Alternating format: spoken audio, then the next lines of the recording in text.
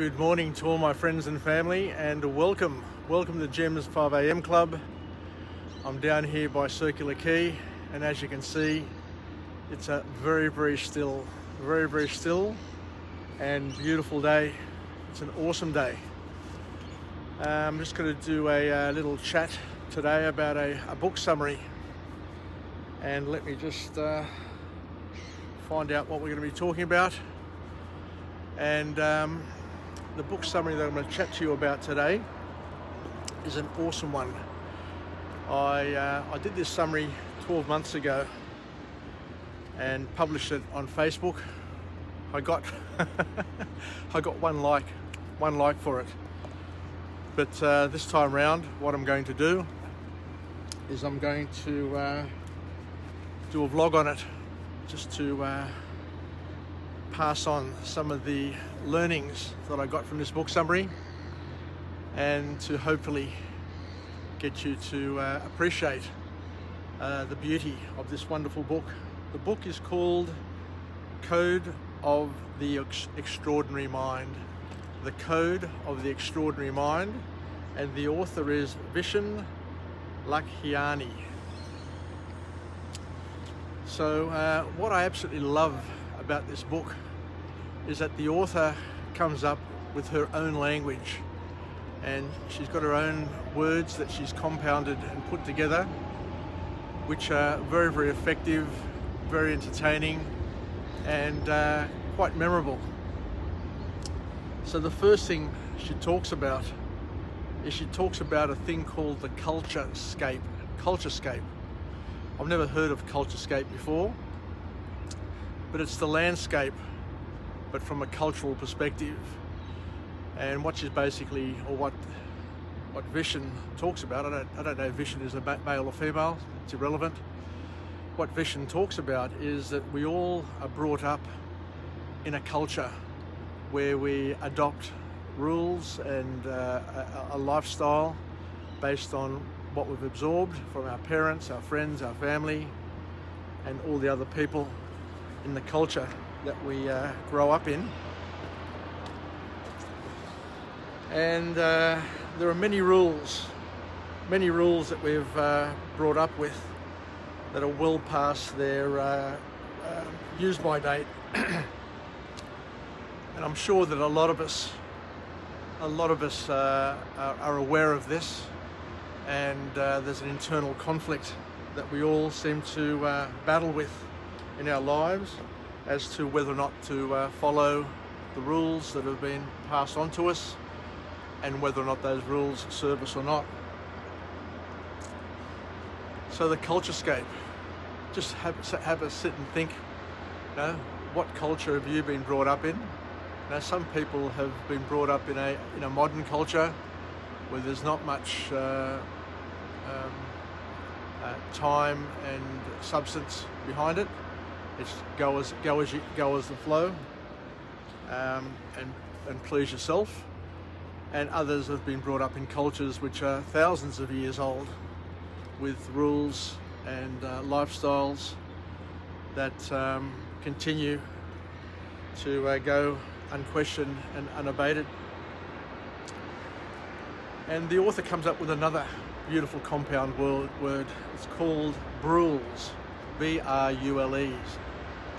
Brules. I don't know if you've heard of brules before. I certainly haven't, but I loved it. I loved the concept of brules. And brules are basically bullshit rules. Rules that we grow up with, rules that are imposed on us by our families, our friends, our bosses, all the people around us.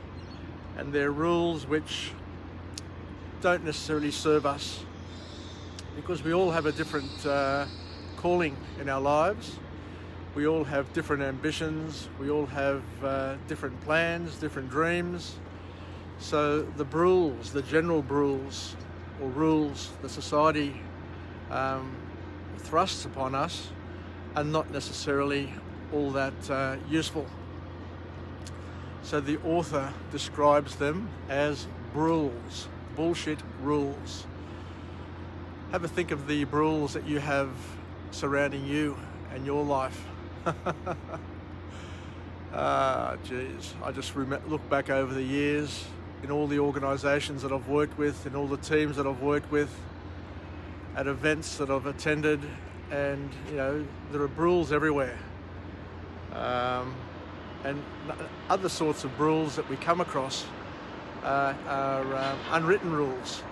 You know, all of a sudden people have ways of doing things and ways of looking at things which shapes their opinions, and you often wonder, you know, where did that come from? How is it serving you?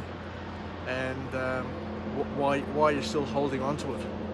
Why are you still holding on to the rules? Just because your boss, just because your parents, your grandparents, your uncles, your aunts lived or grew up with those rules doesn't mean that they're empowering and useful in today's day and age. So the author challenges us to question the rules, to write them down, to create an inventory of all the rules that you have which govern your life, and to ask yourself the question, does this rule serve me? And if it does, how does it serve me? And if it doesn't, why doesn't it serve me, and why do I still follow it? So a call to action, a powerful call to action. And then the author invites people to start thinking about bending their reality, and instead of just going with the flow and following the rules and the lifestyle and the cultural landscape that they've grown up with, to try and start looking at how they can shape it, how they can change it, how they can bend it to their will and to their reality. Because as we said before, we've all got a different calling. We've all got a different life to live. We've all got a different future. So it's up to each and every one of us to bend reality, to shape reality in order for us to achieve the dreams, the goals, the ambitions that we have set out for ourselves. And we move on to the next aspect, or next part of the book, which basically asks you to set your own rules. Why don't you create your own rules to govern your life? And don't be part of the 80% who blindly follow the rules that have been imposed on them, handed down to them, things that they've inherited, which, as we said, have passed their expiry date, are no longer relevant, are no longer serving, are no longer useful to you or your family or your children or your grandchildren. I'm not talking about becoming an atheist. I'm not talking about challenging your religion, because that's a given. I'm a believer, so how can I say it? That's not negotiable for me to change any of those sorts of things in my life. But there are other things which need to be examined and challenged. And the author says that we need to be creating empowering models to live by,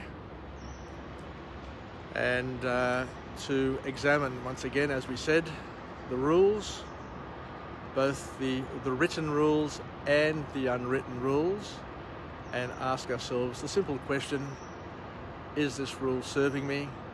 Is this rule relevant in my life today? And can I get rid of it? Can I just forget about it? Can I just change it? So the author then introduces us to the concept of consciousness engineering, which is basically looking at how you can reprogram yourself by changing your rules and re-looking at the way you live your life, because the consciousness engineering is like the operating system to your mind, and you have the ability to change the way you think, change the way you operate, and change and bend your reality, change your future. So the author talks about replacing the outdated rules with optimal rules,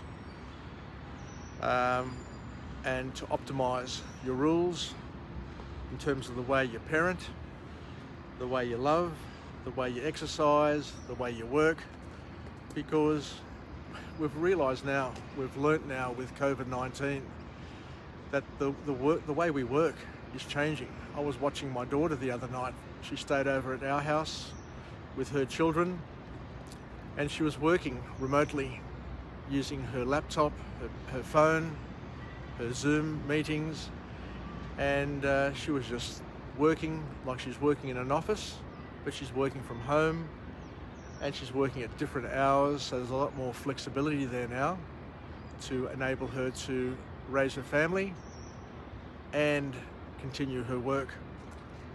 I was very impressed, I must admit.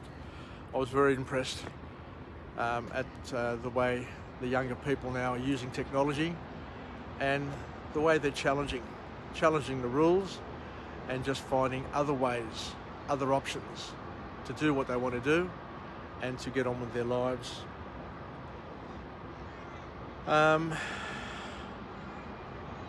Another word, another word that the author comes up with, which I absolutely love. It's called blissipline. And it's the discipline of achieving happiness from within and not having to try and find happiness from other people and outside yourself. So to learn the art of blissipline, which she also goes, or he or she goes on to say, that it's important to live with gratitude, to appreciate what you have around you in order to enjoy your life, and to be ruthless. How's this for a term? To be ruthless with your kindness. And the last term that she comes up with, or they come up with, which blew my mind, was the concept of being unfuckwithable. Unfuckwithable. Wow, what a term that is. And I love it. I love it dearly. Because what it means to be unfuckwithable is to be so comfortable, and grounded in yourself that nothing that anybody else says, does, or thinks upsets you. You are comfortable within yourself. You experience blissipline. You generate your own happiness by following the values and the goals that are aligned in your life, and you don't depend on others for stroking and telling you how good you are or liking your posts. As I said last year, I posted this book on Facebook and I got 1 like. Doesn't matter. This book is brilliant. The lessons are powerful, are empowering, and the terms that come out of here are entertaining and empowering. So I encourage you to pick up the book if you can, and I'm sure there's a lot more to learn from this book than what I've been able to share with you. So you're invited to continue the path. So let's finish off with a positive affirmation. I'm alive, I'm well, and I feel great. I'm unfuckwithable, and I'm at ease. And I feel great. To my friends and family, wishing you all the very best for the rest of the day. And let's take a couple of lessons out of this awesome book and examine our culturescape. Look into the rules, the bullshit rules that have ruled our lives and ruled other people's lives, and have not served them. All right, it's important to have a look at the rules that don't serve us. The rules that serve us, and the lifestyle that serves us, the culture that serves us, hold on to it, add to it. But the stuff that doesn't serve us, get rid of it. Bend your reality and become a curator of empowering models. I love that word, to become a curator of empowering models. And to go through conscious re-engineering, achieve blissipline, and be ruthless with your kindness, and most importantly of all, learn to be unfuckwithable. Sorry to harp on this, but it's an important sort of concept. But I love it. Unfuckwithable. It just rolls off the tongue. So sorry if I've offended anybody. I don't mean to offend anybody. But as we say, we're just trying to empower each other. We're just trying to go on a bit of a journey to learn a little bit more about what makes us tick, and to get through the day. Get through our lives, and help each other grow, develop, and become better versions of ourselves. Anyway, yasas. Until tomorrow, I look forward to coming to you again from another location, with another message, with another observation, with another book summary. I don't know what it'll be. And all the best. Sasagapao. Yasas. Take care. I love you. And we'll chat again. Bye.